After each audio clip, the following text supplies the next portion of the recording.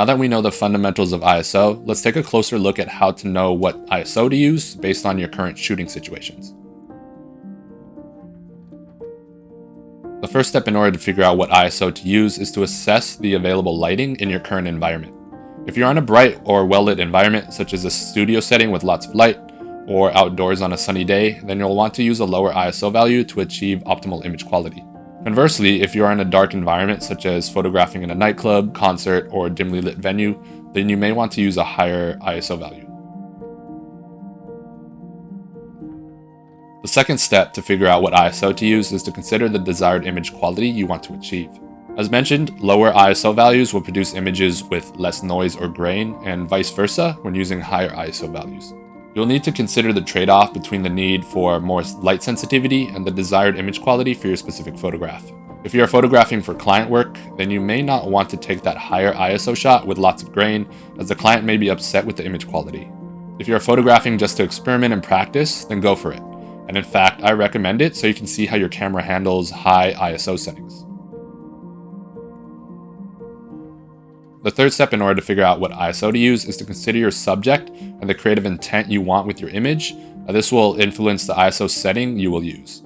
For example, if you're photographing a fast-moving subject and need to freeze the action, you'll need to use a very fast shutter speed, which will call for a high ISO value.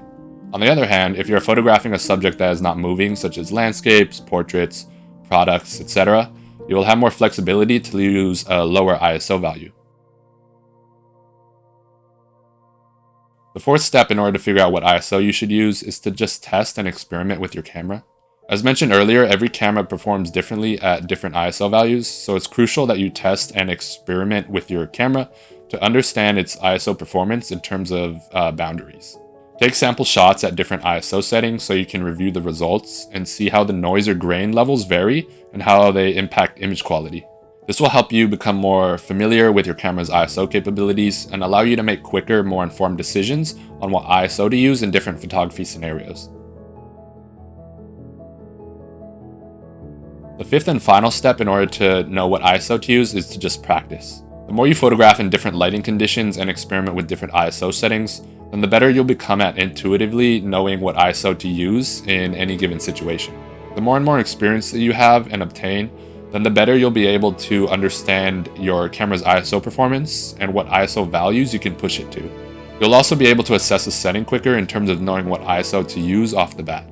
All in all, you can think of these 5 steps as a loop where you consider the current lighting situation, the desired image quality, and the subject, and then you pick an ISO number and see how it looks, and then try another number until you are happy with the results, and you just keep practicing this. Over time, your photographic eye and knowledge of ISO values will allow you to walk into a scene and be able to know, if not very close, to knowing what ISO value is needed without needing to test it.